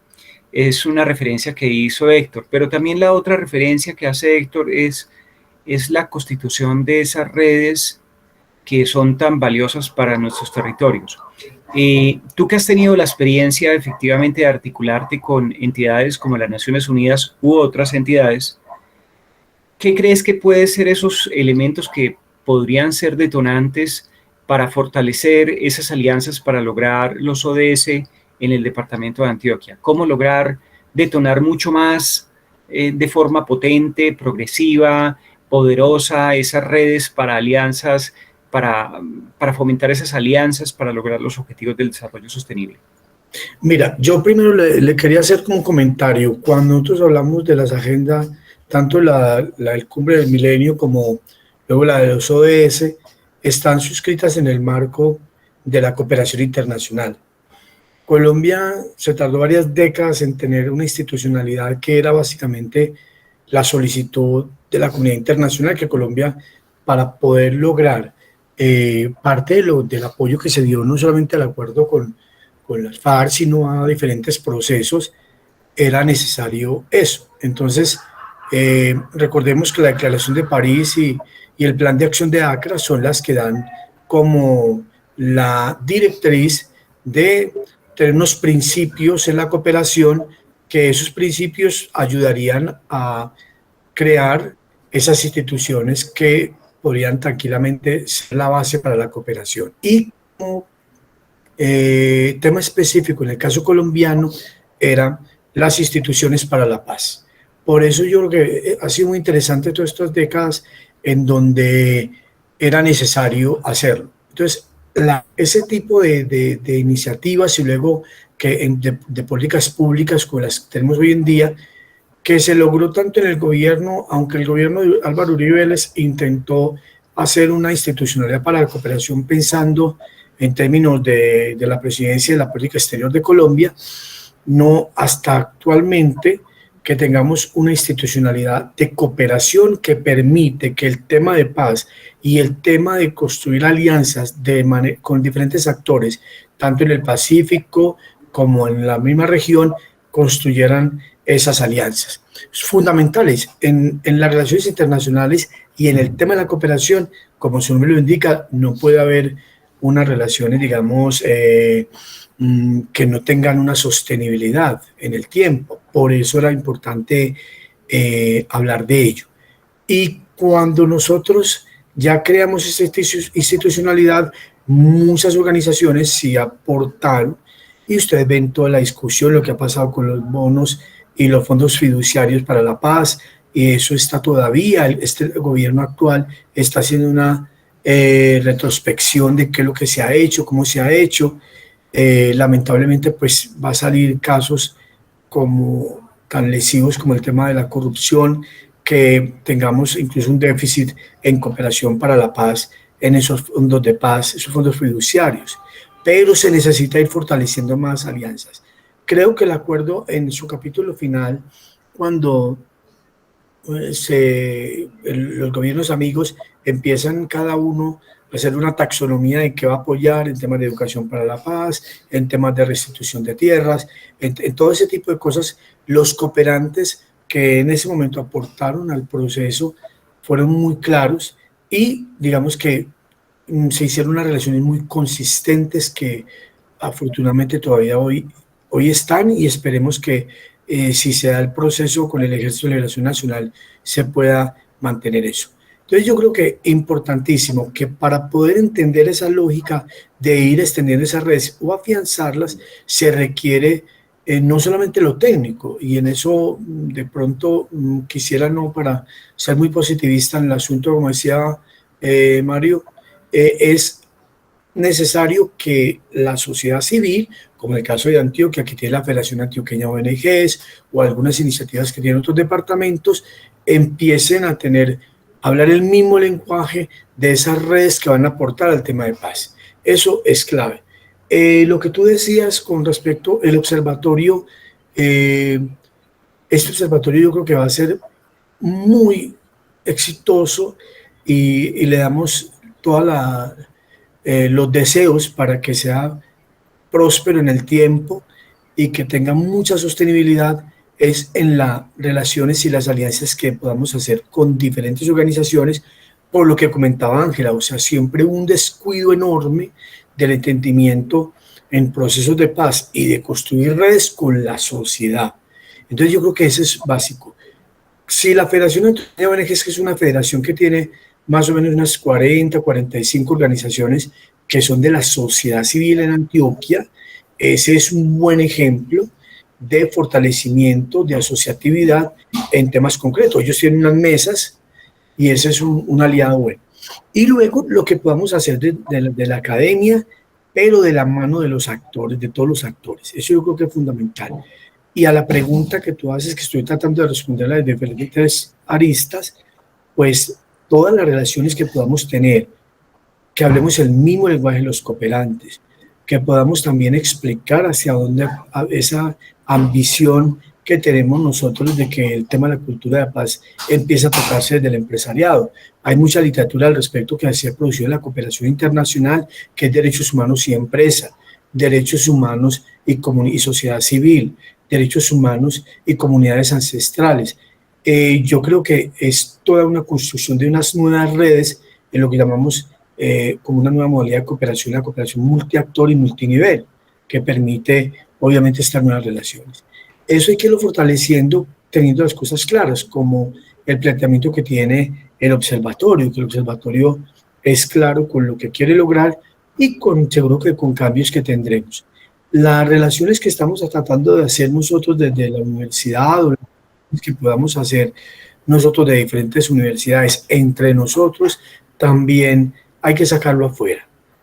Y sacarlo afuera con las organizaciones internacionales, porque ya incluso creo yo que ya tienen confianza en el país y que las organizaciones de la sociedad civil que han estado durante todo este tiempo incluso remando solas, podamos integrarlas a procesos que se puedan beneficiar como organizaciones y que puedan también beneficiar a otros iguales. Lamentablemente en el país existe una cantidad de organizaciones que no están formalizadas, que eso es importante también, porque en el mundo de la cooperación se requiere que esas formalidades para poder acceder a recursos, para poder estar, digamos, de alguna manera participando en procesos absolutamente necesarios. También hay organizaciones que no les interesa la formalidad, pero yo creo que sí es importante que el ejercicio de analizar la Agenda 2030 o cualquier agenda de desarrollo que venga implique esos actores, y esos actores hay que construir con ellos un lenguaje donde ellos se sientan cómodos y nos aporten. Y en este caso, como estamos hablando hoy de nuestra región, de nuestra Antioquia, y el objetivo 16 es cómo nosotros vamos perfilando esas organizaciones, con ellas construyendo un lenguaje de cultura de paz, con recursos, con diferentes recursos. Es más o menos lo que yo creo frente a la construcción de esas redes, y que el ODS 17 no la manda, pero, o no la sugiere, pero hay que hacer un trabajo más de construir alianzas y redes entre comunidades que se han sentido excluidas porque durante mucho tiempo no han sido tenidas en cuenta, como lo comentaba Ángela ahora. Muy bien. Mi estimado Héctor, de forma sintética, esta pregunta se la voy a hacer a casi todos y todas. De forma sintética, mi estimado Héctor, ¿qué te ha dejado estas sesiones que hemos tenido? El martes terminamos la sesión con Sergio y con Adriana y dijiste, esto me dejó pensando muchas cosas. Y me dejó pensando muchas cosas en torno a nuestra misión en el observatorio, a nuestro trabajo colaborativo, a nuestra visión misma de perfeccionar alianzas estratégicas y redes. ¿Qué te ha dejado este trabajo del observatorio? De ese trabajo que hemos hecho la semana pasada y esta semana. Bueno, por un lado, lo que le decía a Ángela, es que llama Ángela, sí, Ángela Velázquez. De eso. Es que ella precisamente aludía a la necesidad del nuevo Pacto Social Ambiental. Ella hablaba de que habría que extender todas estas iniciativas a todo el pueblo, digámoslo, ¿cierto? Y claro, pues ese es el carácter que tiene esto. Y es lo que yo le iba a completar ahorita la idea, y es que cómo construir sociedades más sólidas. Primero respondo a esa, tratar de redondear un poco la idea. Se trata de que rescatemos todo lo que se ha venido trabajando desde la responsabilidad social. La responsabilidad social es una nueva cultura. Es una nueva cultura de más diálogo entre los grupos de interés de las empresas, pero es que las empresas no son cualquier cosa. Las empresas son un actor social muy importante, son el actor decisivo para que el mundo deje de ser no sostenible y se convierta en sostenible. Sí, y precisamente pues el Pacto Global lo que busca es animar a los empresarios, a las empresas, para que esto se haga efectivo. Entonces, yo lo que veo es que, bueno, ahora para contestar a cómo las alianzas, ¿cuáles alianzas necesitamos ahora? Yo creo que en primer lugar necesitamos más alianzas con las propias universidades que están trabajando todo el tema de las ODS, ¿cierto? Aquí a nivel local, a nivel regional, porque para volver al tema con el que arrancamos, eso de cómo se construye lo global, sino desde lo local, y lo local desde lo global, que es el tema de ese doble vínculo o relación biunívoca, dialógica, la llamamos con lógica moriniana, entre lo local y lo global. Y es que resulta que los que se dieron la Agenda 2030 estaban pensando en lo local, Sí, efectivamente, lo local es el espacio ideal para la implementación de la Agenda 2030. Pero como esta agenda está hecha en datos, en ciencia basada en evidencia, como lo es, por ejemplo, todo lo que ha dicho la Comisión Marco de Naciones Unidas sobre el cambio climático que está sucediendo en el mundo, es ciencia basada en evidencia. Entonces necesitamos más ciencia basada en evidencia. Y aquí, entonces, más datos. Por ejemplo, se creó el Reporte Nacional Voluntario para que los países hagan su balance de cómo ha ido el proceso de implementación, de diseño, implementación y evaluación de los ODS a nivel regional. Colombia ya lleva, vuelvo a insistir, tercer reporte nacional voluntario en el cual el país hace esos balances. Pero esto ya está extendiéndose a las localidades. Yo tuve la oportunidad de escuchar, yo fui invitado, pero en fin, fui un asistente a un informe que se dio sobre el primer reporte nacional voluntario de la ciudad de Manizales. Maravilloso, eso ya se está extendiendo en el país, ¿cierto? Creo que Barranquilla también lo hizo. Bueno, hay otras 2 o 3 ciudades en el país que ya han arrancado por ahí, pero nosotros aquí en la región estamos ya por la labor. Nos hemos reunido, hemos trazado algunas lineativas, algunas conversaciones preliminares o lo que sea para hacer reporte nacional, reporte local voluntario de Medellín, reporte local voluntario de Envigado. Eso es lo que tenemos que hacer, una juntanza para una nueva gobernanza. Es que se trata del tema de la gobernanza. Los ODS son una gobernanza sostenible, una gobernanza juntar lo diferente para la construcción de lo común, la juntanza de los diferentes para la construcción de lo común, sin que tengamos que anular nuestras diferencias, pero trabajemos en lo común. De eso se trata con la Agenda 2030, ¿cierto? Es la construcción de lo común desde lo diferente. Y en este caso, entonces, sería eso, empezar a pensar en las localidades de Antioquia como espacios para la construcción de lo común, de esos reportes locales voluntarios. Pienso que por ahí hay mucho trabajo que hacer. ¿Sí?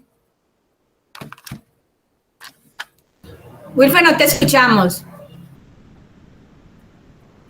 De una forma breve, muy concreta, Wilson, Ángela y demás compañeros y compañeras, ¿cómo se visualizan el servicio del observatorio? ¿Qué le quisieran agregar para poderlo cualificar mucho más?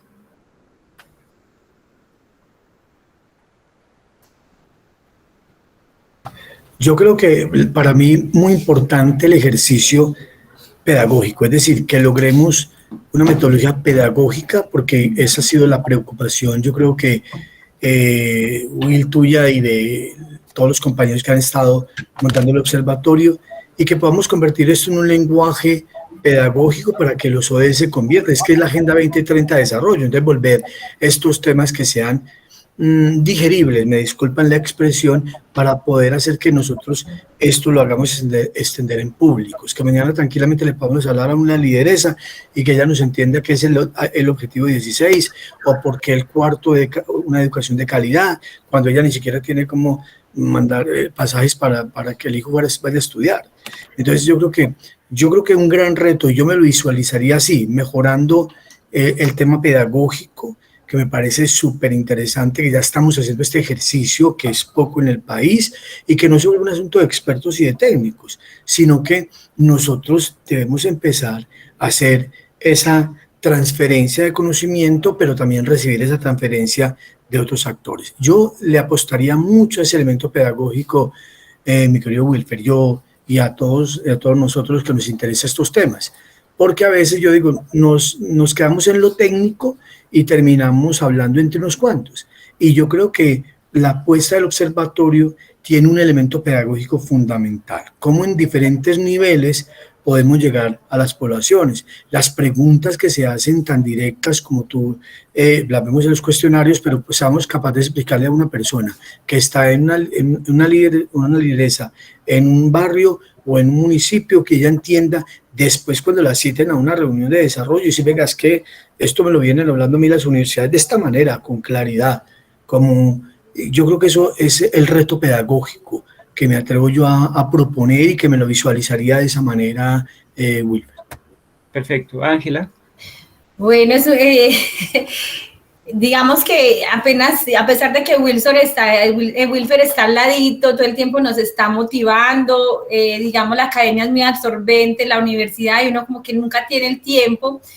Sin embargo, entonces siempre uno está ahí como que le coquetea, pues como toda la herramienta, toda la propuesta, y pienso que como igual que Wilson, hay que hacer, o hay que seguir, porque Wilfer lo ha venido haciendo, un ejercicio muy cercano, muy de ir conversando, de ir poniendo en cada lugar lo que se viene haciendo. Es como un ejercicio integrador en la universidad. Yo sé que hay varios proyectos que se vienen pensando lo rural, hay una maestría que sobre campesinos, pues sobre campesinado, o sea, hay varios espacios en la universidad que están ahí, y mirar qué tanto podemos irnos unificando, irnos integrando, ir comprendiendo, ir apropiando la herramienta, porque yo pienso que todo empieza desde casa, ¿cierto? Entonces, pienso que desde ahí habría que generar algo para irnos todos posicionando y no dejar esa herramienta suelta, sino que hay que ponerle carne, hay que ponerle vida, hay que llevarla a los territorios, hay que armar como esos tránsitos,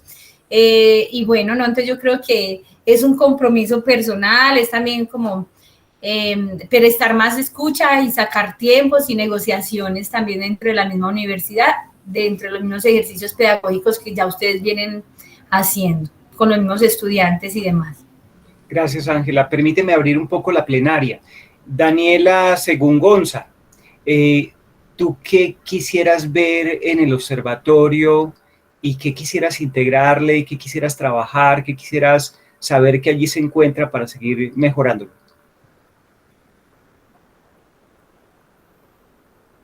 Bueno, mientras Daniela Segungonza prende el micrófono, Daniel Esteban Núñez siempre llegaba puntual a todas las sesiones.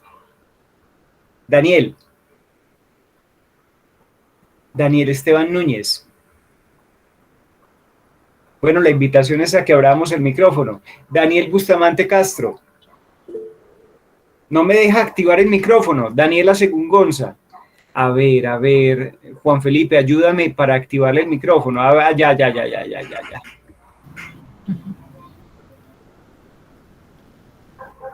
A ver. Wilfer, una pregunta mientras tanto. Sí. De pronto, ¿hay alguna herramienta que permita mapear, ir como ubicando en un mapa, ir sobreponiendo cuáles son las áreas naturales protegidas, cuáles son las mismas que las mismas comunidades han creado, por ejemplo, las reservas campesinas? Bueno, no sé, es muy ambicioso, pero de pronto se ha ido pensando en algún mapa, cartografía, visual. Sabes que ese tema me parece maravilloso y en algún momento lo pensamos y consideramos que para eso se requiere un equipo interesante de trabajo, y nos parecería muy valioso poder contar con tu integración allí para poder ir pensando cartografías que grafiquen un poco todas las problemáticas del territorio. Ese tema de las cartografías, absolutamente valioso. Magnífica idea. Yo creo que de las ideas que nos han dado, una de las mejores. Esa es una idea bellísima. Gracias. Ya me dejó acceder al micrófono. Listo, Daniela. Cuéntanos tú qué quisieras ver en el observatorio y qué te llevas de esta sesión, de estas sesiones. Profe, pues la verdad la página me parece muy completa, que me gustaría, la verdad, como material, como videos, imágenes sobre las mismas, pues como las mismas ODS. Sería algo chévere como para uno tener otra visualización también como sobre cada ODS. Me parece muy chévere, y pues la verdad del observatorio y de la sesión pues supremamente enriquecedora, y pues muchas gracias a todas las personas que nos transmiten su conocimiento. Bueno, muchas gracias a ti, Daniela, y muchas gracias también por participar. Nos ha parecido maravilloso que siempre has estado aquí en este espacio. Daniel Esteban Núñez, has estado también bastante en este espacio y nos place mucho poderte escuchar. A ver, cuéntanos si puedes activar el micrófono. Y ¿Sí me cuéntanos. escuchan? Sí, es verdad que desde la plataforma que tienen, desde la página, puedan de pronto dar más información de qué hace el municipio, el departamento, por cada área que uno vaya diligenciando, sea de pronto que sea por medio de un correo diciéndole la encuesta de la comunidad que hiciste tal día, en el ítem 1, fin de la pobreza, el municipio de Antioquia tiene tal y tal y tal cosa que genera una igualdad de condiciones ante ese ítem de la pobreza y así sucesivamente, que tenga como más, que se integre de pronto con algo de la alcaldía para que ellos generen esa información, esa data. Ok, que la información tenga un nivel de utilidad alto, o sea, Sí, que no solo sea como encuestarnos y yo que como, bueno, ya en este momento es como esa base de datos está empobrecida porque hay muy poquita data y hay menos de 100, 200 encuestados. Entonces al hacer eso de pronto a uno se animaría a llevar eso a los compañeros, de, mira, aquí, que usted le gusta esto de tal cosa, de un proyecto que usted tiene. Que hay un compañero mío que tiene un proyecto que se puede dar con la 16 de paz y justicia e instituciones sólidas porque da a entender de que quiere saber la verdad y cómo las comunidades que han sido víctimas de la guerra hablen con eso. Entonces también integrarlo con los proyectos que ellos tienen y hacer que esas personas también que no saben mucho de tecnología o no tienen acceso puedan tener el acceso a la encuesta para empezar a aumentar, como que sea más carnoso el análisis que le pueden hacer después de un año o de 2. Muy bien, gracias Daniel. Excelente tu percepción y tu aporte. Laura Gómez, Laura, ¿tú qué quisieras ver? ¿Tú qué quisieras ver en el observatorio? ¿Cómo lo mejorarías si estuvieras allí participando y te estoy también haciendo la invitación de una vez? Laura, ¿puedes prender el micrófono? Bueno, mientras Laura va prendiendo el micrófono, de pronto Lina Alzate, si quiere dar su opinión, o Julio Ibargüen. Bueno, Buenas tardes. Buenas tardes, Julio. Bueno, no, a mí me pareció bastante enriquecedor todo este espacio, pues, y pues las experiencias y el vasto conocimiento pues que tienen las personas que nos acompañaron en las sesiones, pues creo que respalda todo este proceso pues que vienen adelantando sobre las ODS. Pues dicho esto, yo que considero y creo que me apalanco con algo que ya mencionaron. A mí, bueno, en varias de las encuestas, pues uno no tiene conocimiento de qué está haciendo el departamento, la nación en frente a varios temas, ¿cierto? O quizás los medio escucha, pero no tiene todo el contexto o todo el conocimiento de causa como para dar una respuesta en los cuestionarios, ¿cierto? Entonces, a mí que me gustaría ver allí, aunque todavía no he terminado de explorar toda la página, no sé si sí lo tenga, tener también como la posibilidad de acceder a esa información. O sea, si la pregunta es sobre temas de pobreza, por ejemplo, yo poder tener algún link adicional donde, bueno, estos son los procesos, los métodos, las tareas que tiene el gobierno nacional en cuanto a temas de pobreza, ¿cierto? Entonces, como yo poder enriquecerme y no solo llenar una encuesta y decir no conozco, sino que, bueno, no conozco, pero tengo la herramienta para enriquecer ese conocimiento. Perfecto, muchas gracias, Julio. Juan Felipe Suescún, podrías de pronto, y sé que te voy a pedir algo muy complejo, ¿Me escuchas? ¿Estás aquí con nosotros, Juan Felipe? Sí, por supuesto. Perfecto. ¿Me podrías hacer una breve relatoría de un párrafo para cerrar este espacio, para agradecerle a Wilson, para agradecerle a Ángela, para agradecerle a Héctor, para agradecerle a Julio, a Daniela, a todos los que nos han acompañado, a Adriana, a Adrián, a Laura, a Lina, que les invitamos a abrir el micrófono y si lo quieren abrir todavía también, a Mario, a Pablo, a Sandra y a todos y aquellas que de una u otra forma querían participar. Pero antes de tu relatoría de un párrafo, Adrián, ¿quieres decir algo? Sí, muy buenas tardes para todos los compañeros y para todo el cuerpo de docentes que están en este observatorio de ODS de Antioquia. Interesante la página, todo el conocimiento que nos llevamos en este curso valiosísimo.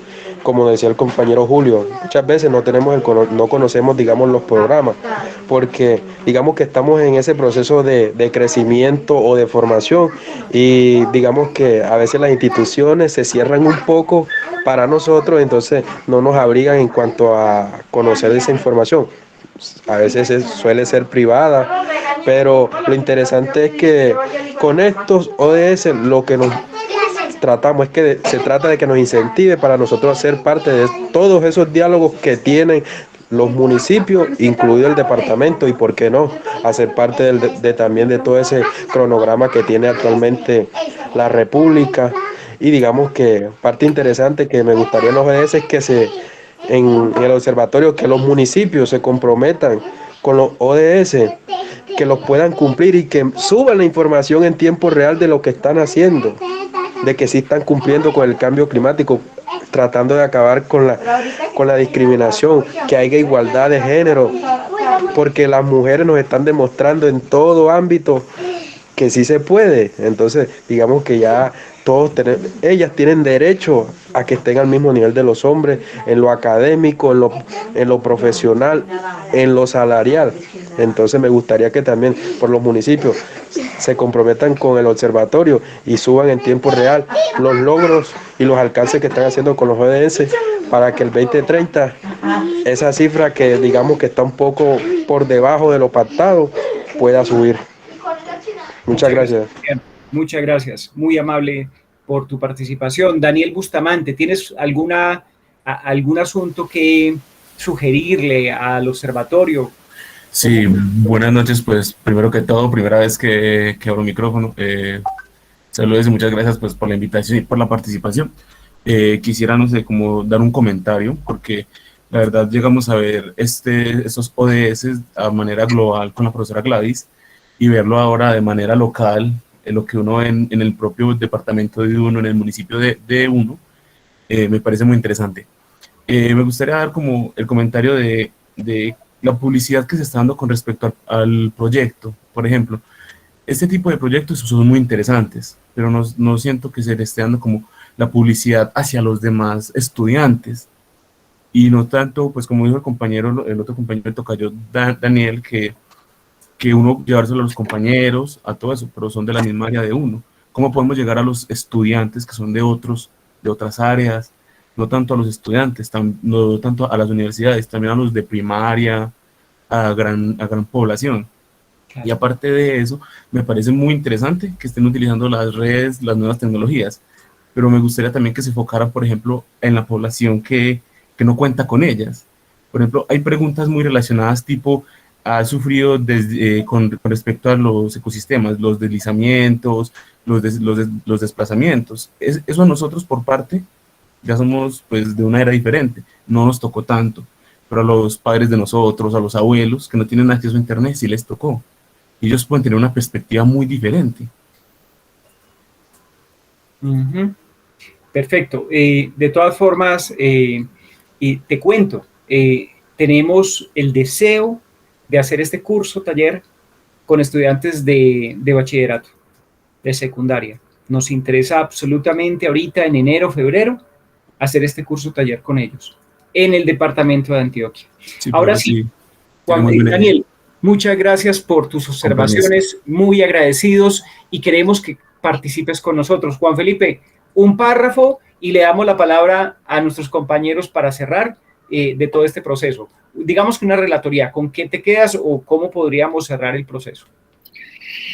Bueno, es difícil, es comprometedor lo que me pides, hacer una relatoría en un párrafo y de todo el curso. Yo quisiera retomar la definición del desarrollo sostenible que se dio por allá en la década de los 80, que yo creo que define muy bien aquello a lo que nos hemos referido en estas 4 sesiones, las 2 de la semana pasada y la de hoy. Y la definición del desarrollo sostenible nos dice que el desarrollo sostenible es la capacidad que tenemos, la facultad de satisfacer las necesidades humanas hoy, en el presente, sin comprometer la posibilidad de que las futuras generaciones puedan también satisfacer sus necesidades. Y yo creo que las reflexiones que han hecho los invitados y las invitadas giran en torno a una preocupación por la situación actual del planeta, pero no solamente en torno al cambio climático, sino también, obviamente, ese nos convoca, pero también otros aspectos relacionados con la equidad de género, como lo acaba de mencionar uno de los compañeros, como lo es la justicia, la paz, las instituciones sólidas, como lo vimos hoy, todo lo que tiene que ver con el agua, el saneamiento básico, entre otros aspectos, que entre todas esas dimensiones le apuntan a ese objetivo, y es que nosotros, esta generación que nos estamos hoy viendo, podamos satisfacer nuestras necesidades, pero que no dejemos atrás nuestros hijos, nuestros nietos, esas futuras generaciones que también van a tenerla un reto difícil en su momento de satisfacer sus necesidades si nosotros hoy no hacemos algo por ello. Entonces quiero agradecerle a Wilson, a Ángela y obviamente pues a Mario y a vos, Wilfer, por la conducción de este espacio, porque creo que las intervenciones en torno al proceso de paz, por ejemplo, en torno a como mencionaban Ángela y Mario, la necesidad de establecer un pacto social ambiental, nos hacen pensar hoy en el presente, pero también en el futuro. Entonces, también un lema que nos dejaba que nos deja la Agenda 2030 y es no dejar nadie atrás, ¿cierto? Hay que incluir todas las poblaciones, todos los territorios en esta tarea que no compete solo a unos cuantos países, como a veces se piensa, sino que nos compromete a todos como seres humanos. Muy bien, unas palabras de cierre a la profesora Ángela Velázquez, algunas palabras de cierre para cerrar este proceso.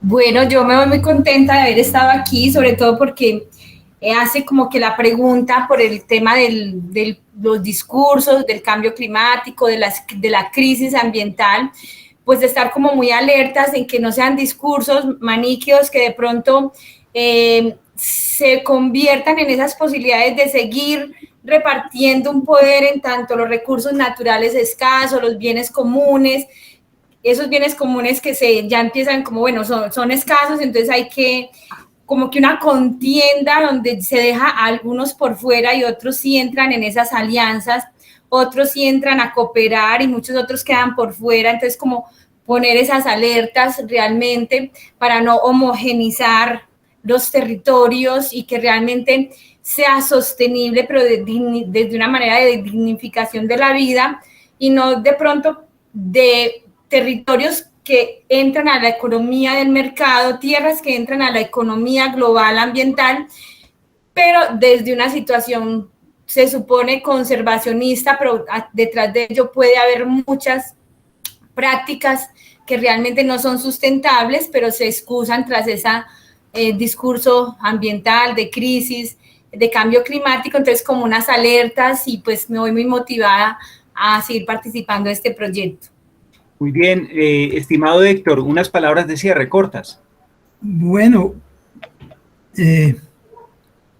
yo aquí incluso estaba acabando de chatear ahí en el chat de la plataforma, que pues agradezco a todos los asistentes y asistentas al evento, claro, por supuesto también a los colegas Wilson, Felipe, y a usted mismamente, profe Wilfer, y a todo el equipo de los ODS de Antioquia, de la Universidad Digital y del Politécnico de Misa David.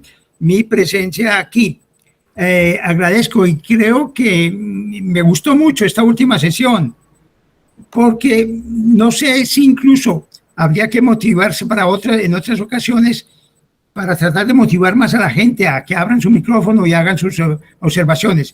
Pude, por ejemplo, observar en todas esas apreciaciones que dieron, bueno, no todas, en algunas, unas más que otras, ese sentir, ese pálpito. Es que aquí se trata de crear un pálpito, una palpitación con toda esta cuestión de los ODS como de la Agenda 2030 como un nuevo pacto, como el proyecto, con la proyección de un nuevo pacto, en la medida en que ese pacto que nosotros, ese contrato social que todo ciudadano que vive en una sociedad civilizada vive, ¿cierto? Es un pacto social, ¿cierto? Necesita ser reproyectado cuando el ambiente, cuando la naturaleza, cuando nos hemos pasado unos límites y necesitamos volver a conversar, a dialogar, para fijarnos nuevas metas, fijarnos nuevos límites y crear unas condiciones,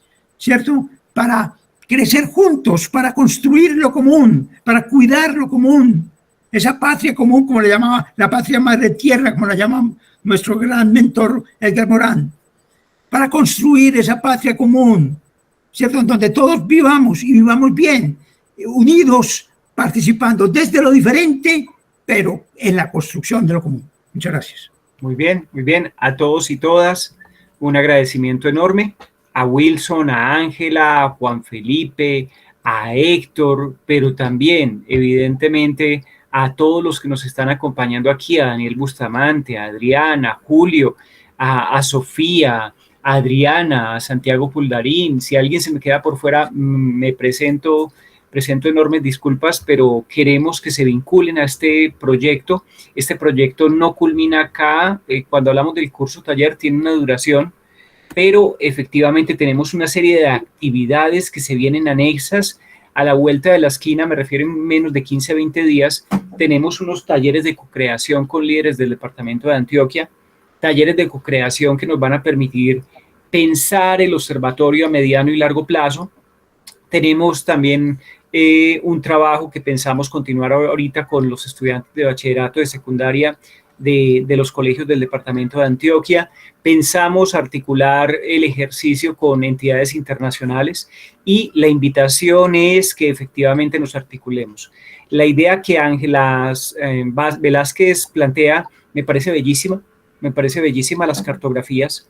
Es una idea bellísima que efectivamente podríamos implementarla, pero también la idea que algún compañero, creo que fue Julio, no me acuerdo, planteó sobre estar monitoreando todas las iniciativas territoriales es fundamental, de estar evidenciando avances en torno a la agenda es fundamental y seguro es nuestro compromiso. La Agenda 2030, aunque tiene fecha de caducidad, 2030, sabemos que las Naciones Unidas tranquilamente en el 26, 27 puede estar replanteando su camino y estar generando una nueva agenda.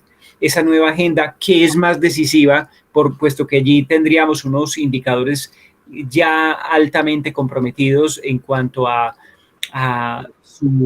sus resultados pueden ser no tan positivos en algunos casos, pues efectivamente la siguiente agenda tendría que ser mucho más decisiva para el futuro del planeta. Entonces, a todos y todas, muchas gracias por haber asistido en este proceso. No se olviden de llenar la plataforma. En la plataforma quedan sus cédulas. Evidentemente vamos a generar los certificados.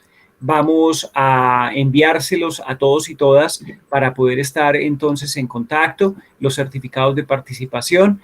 Y la idea es que puedan llenar la plataforma, que es lo que que lo que va a evidenciar que efectivamente usted participó de este curso taller. Entonces, quedamos un nuevo comentario y un nuevo contacto. ¿Sí? Discúlpame, para aclararle a los y las participantes, les recordamos pues que les va a llegar un correo en el cual ya resumiremos y les enviaremos los links de cada una de las 4 sesiones para que por favor completen entonces allí la información de su asistencia a las 4 sesiones, sea sincrónica o asincrónica, no hay problema, lo importante es que ingresen allí los datos y también en la plataforma. Recordamos que tenemos esos dos espacios que debemos diligenciar, el formulario de Google que se les envía para las 4 sesiones, además de completar entonces en el observatorio las preguntas. Muy bien. Solamente aclarar eso. Perfecto. Feliz tarde. Wilson, muchas gracias. Muchas gracias por acompañarnos esta sesión. Ángela, muchas gracias. Palabras bellísimas las que han pronunciado ambos. Héctor, eres un líder de este escenario y te vamos a requerir como nuestro faro y nuestra guía en todo este proceso. A todos y todas, a Juan Felipe, a Gladys, etcétera. Muchas gracias por haber estado y no perdamos esta comunicación tan valiosa. Muchas gracias. Muchas gracias. Para todos. Gracias, compañero. Feliz tarde. Feliz tarde. Dios bendiga.